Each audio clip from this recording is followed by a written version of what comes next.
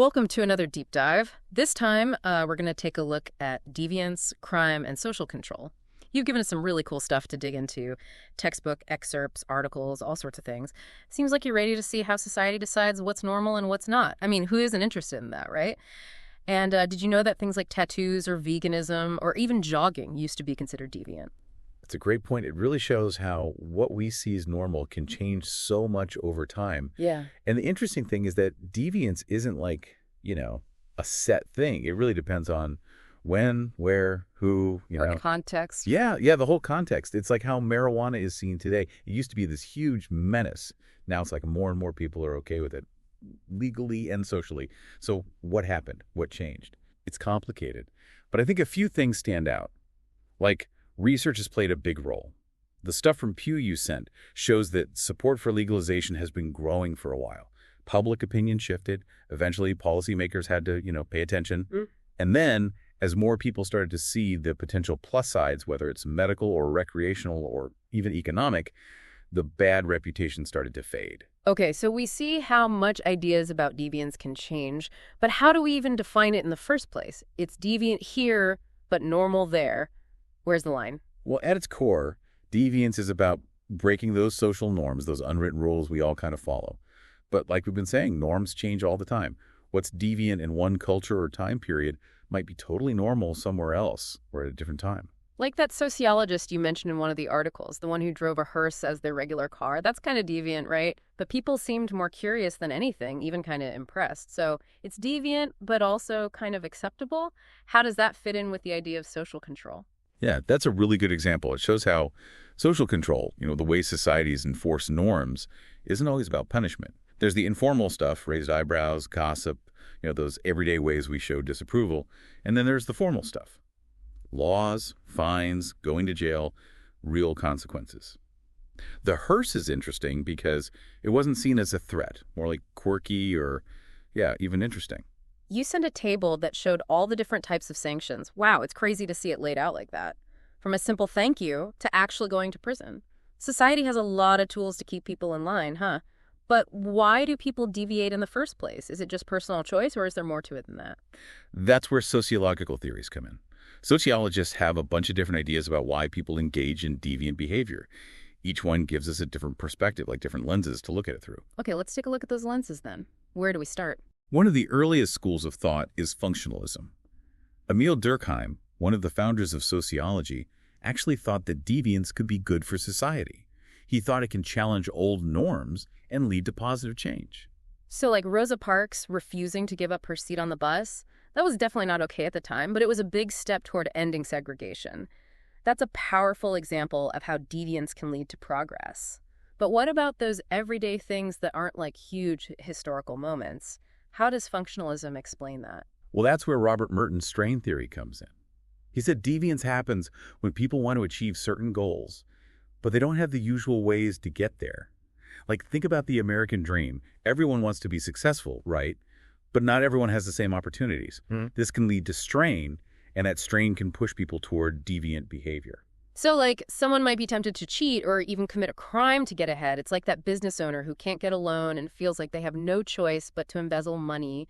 They're trying to meet society's expectations but don't have the means to do it the right way. Yeah, exactly. It shows how the way society is structured can actually encourage deviant behavior.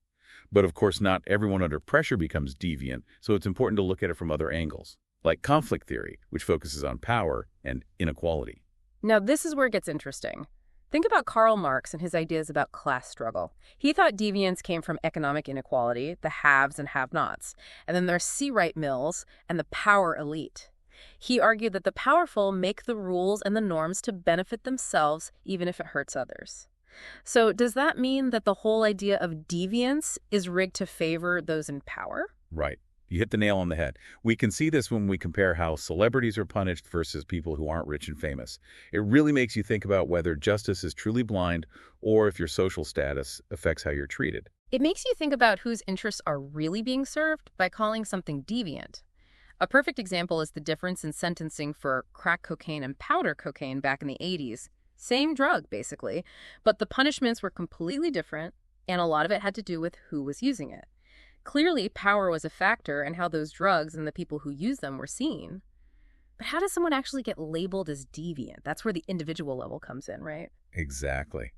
Symbolic interactionism is about how people get labeled and how those labels affect them. It's not just the act itself, but also what it means socially. So it's like Edwin Lemert's work on primary versus secondary deviance. He said that a speeding ticket, which is technically deviant, doesn't necessarily change your whole identity.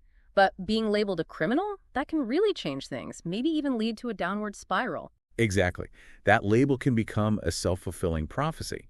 It can change how people see you and treat you, and it can even affect how you see yourself. And then there's Sykes and Matza and their work on techniques of neutralization. It's about how people explain away their deviant behavior. That reminds me of something you said earlier about how we see rule breakers. It's not always good guys and bad guys. There are a lot of gray areas. How do these techniques of neutralization fit in? Does it mean making excuses for bad behavior? It can look that way, but it shows that deviance is complicated. People might say it wasn't their fault, that something else made them do it, or they might downplay the harm that was done. These techniques show how people justify their actions, even when they know those actions are against the rules. Oh, it's interesting to think about how those techniques work in the real world. It's not just about someone stealing from the cash register. It's also about how politicians, celebrities, even corporations justify their actions. Makes you realize that the line between deviant and acceptable can be pretty blurry. You got it. Understanding these techniques helps us see why people do what they do, and that it's not always a clear-cut good versus bad situation. Okay, so we've looked at how deviance is defined and some of the theories behind it. What happens when deviance becomes illegal? That's where crime comes in, right? Deviance that breaks the law. Right on. All crime is deviant, but not everything deviant is a crime. It's about crossing that line into illegal territory. Jaywalking might be deviant, but assault is a crime. But even with crime, it's not always black and white. The textbook talks about victimless crimes like underage drinking. Yeah, it's illegal, but is it actually hurting anyone? It's a tough question, and it makes us think about what we consider harmful and who gets to make those decisions. It's a really interesting question. It gets at how we define harm as a society. Underage drinking might not have a specific victim, but there are concerns about risks and potential consequences for society as a whole. And then there's all those different types of crime. Violent versus nonviolent, street crime versus corporate crime. It's interesting how we often think about crime based on what we see in the media, which focuses on street crime, even though white-collar crime can do way more damage overall. Yeah, you're right. The example in the textbook about Bernie Madoff's Ponzi scheme is a perfect illustration of that. $50 billion, the amount of money lost in white-collar crime, is huge compared to a lot of the street crimes that make the news. Makes you wonder if we're putting our attention and resources in the right place. It makes you think about what we're really afraid of, right? Our fears about crime based on reality. That brings us to this interesting gap between actual crime rates and how people perceive crime.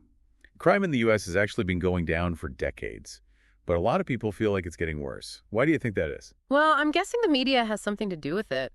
Seeing all those crime stories, even if they don't show the whole picture, can make people feel scared and anxious, even when the actual data doesn't back it up. Exactly. The media often focuses on the most sensational stories.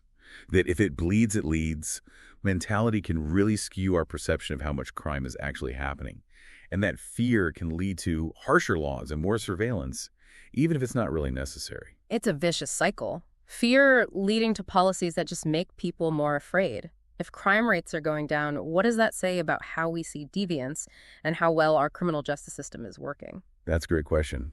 And it leads us perfectly into the next part of our deep dive, where we'll look at the institutions in charge of enforcing the law and how they deal with all of this. And that's where we'll pick up in the next part of our deep dive. We'll be taking a closer look at the criminal justice system, the police, the courts, and the corrections system. We'll see how they try to balance individual rights with keeping the public safe. It's a huge topic. It's crucial to understanding how societies function and how we as individuals navigate this complicated world of deviance and crime. So we've seen that crime rates are going down, but people don't always see it that way. It's like our ideas about crime are shaped by more than just the facts. It makes you wonder how much is influenced by like media stories or even personal experiences instead of actual data. Yeah, it's easy to let fear and emotion take over when we think about these things. But before we jump into the criminal justice system, I want to go back to something we talked about earlier about people who challenge the status quo. We talked about how society defines and controls deviance, but what about those who break the rules and end up making things better? Those rebels and revolutionaries, right? This is where the discussion of deviance gets really interesting because, so much of the progress we celebrate today was once seen as deviant.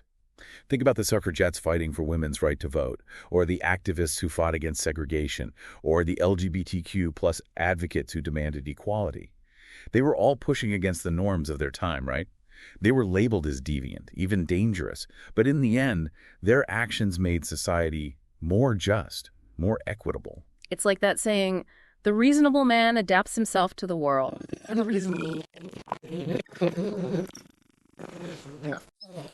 Depends on the unreasonable man.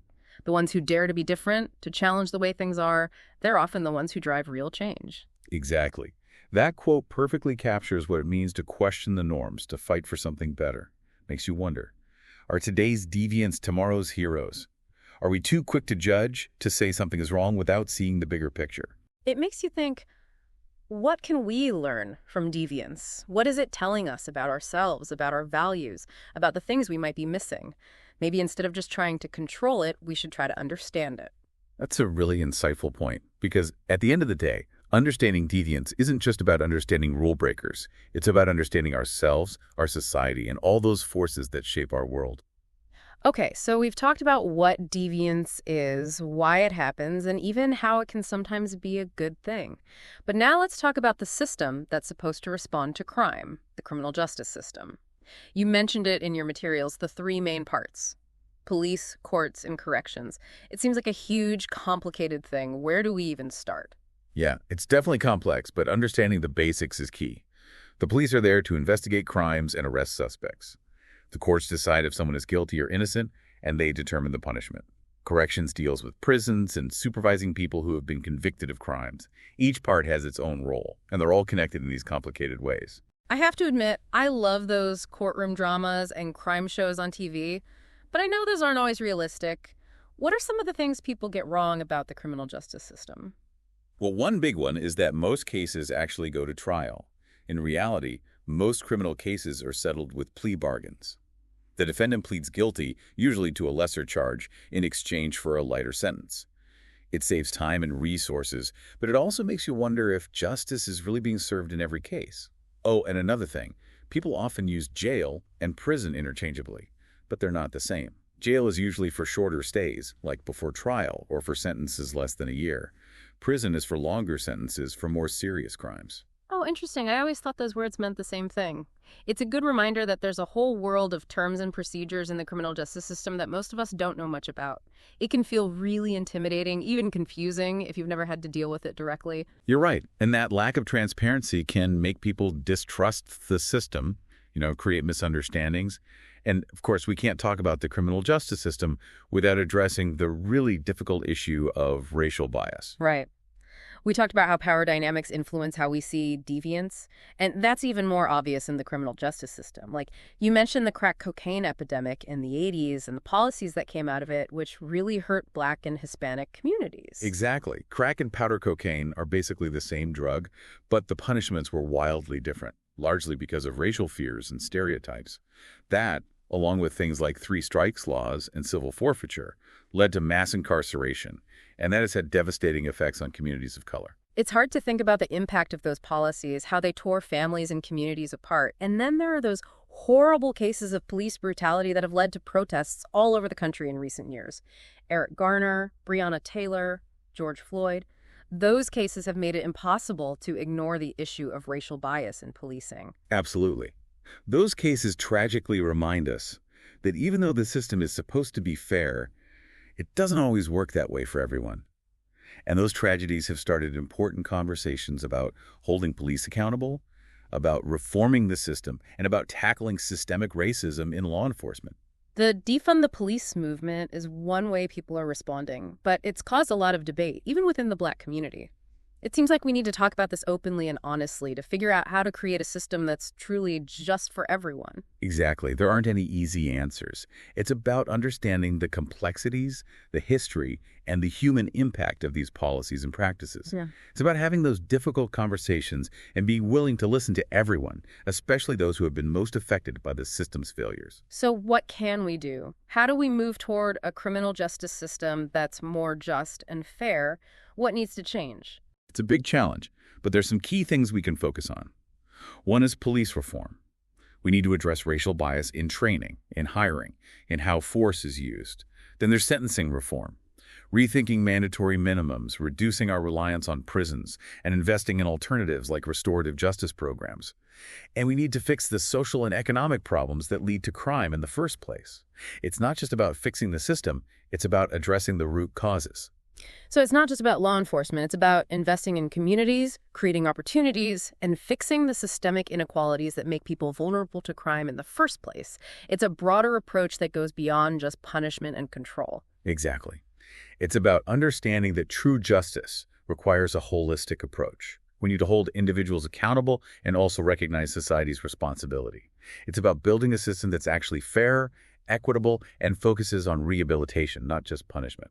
It's a daunting task, but it's one we can't ignore. We have to keep pushing for a better system, a system that reflects our values of fairness, equality, and compassion. So, as we wrap up this part of our deep dive, I want to leave our listeners with something to think about. We've talked a lot about the negative side of deviance and crime, but we've also seen how challenging the status quo can lead to progress. So, how do we balance the need for social control with the need for social change? Where do we draw the line between upholding the law and fighting for what's right? That's a question we all have to wrestle with, both as individuals and as a society. It's about recognizing that sometimes to do what's right and just, we have to question the rules, to speak truth to power, and to fight for a world that's more equitable and humane for everyone. That's a powerful message, and it's a perfect lead-in to the final part of our deep dive, where we'll look at those gray areas, those places where deviance and social change come together. Those are the places where we have to really confront our own ideas about what's right and wrong. It's a journey that needs open minds, critical thinking, and a willingness to embrace the complexities. It's a journey worth taking if we want to make a better world for ourselves and for the future. So we've been through a lot in this deep dive. We've defined deviance, looked at what causes it, talked about the consequences, and explored how complicated the criminal justice system is. But as we wrap up, I want to go back to the idea that deviance isn't always a bad thing. Sometimes it's what sparks positive social change. It's about challenging norms, pushing boundaries, working toward a better world. Exactly. Think about those examples we talked about, the suffragettes, the civil rights activists, even those who challenged norms in, less obvious ways, like that sociologist who drove a hearse.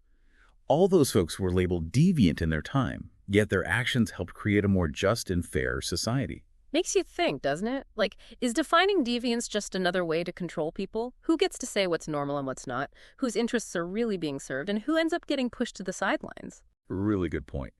The power to define deviance is a powerful thing. It's often used by those in authority, those with influence, to keep things the way they are, to silence those who disagree, and to protect the existing power structures. Think about how certain groups have been labeled as deviant or criminal simply because of their race or religion or sexual orientation or even just their lifestyle. It's like that concept of the panopticon, that prison design where prisoners never know if they're being watched, so they end up policing themselves out of fear. Is it possible that, in a way, we're all living in a kind of metaphorical panopticon, always watching ourselves and each other for any sign of deviance? And if that's true, who are the guards? Is it the government, the media, our own internal sense of right and wrong? Wow, that's a pretty unsettling thought, isn't it? That social control can happen even without actual rules or punishment. It's just this constant self-monitoring and fear of being judged. And yeah, you're right. The guards in this metaphorical panopticon could be a lot of things. Social institutions, cultural norms, even our own beliefs about what's okay and what's not. So how do we break free from this cycle of control and fear? How do we build a society where people feel like they can challenge the way things are, speak their minds, push for change, without worrying about being labeled as deviant or dangerous? I think it starts with thinking critically, questioning those labels, those assumptions about what's normal, recognizing that deviance can be a force for good, It's about having the courage to stand up for what you believe in, even when it's unpopular. And it's about making space for open and honest conversations where people can share different viewpoints without being afraid of judgment or backlash. That's a big challenge. Yeah. But it's one we have to face. We want to create a society that's truly just, fair, and free.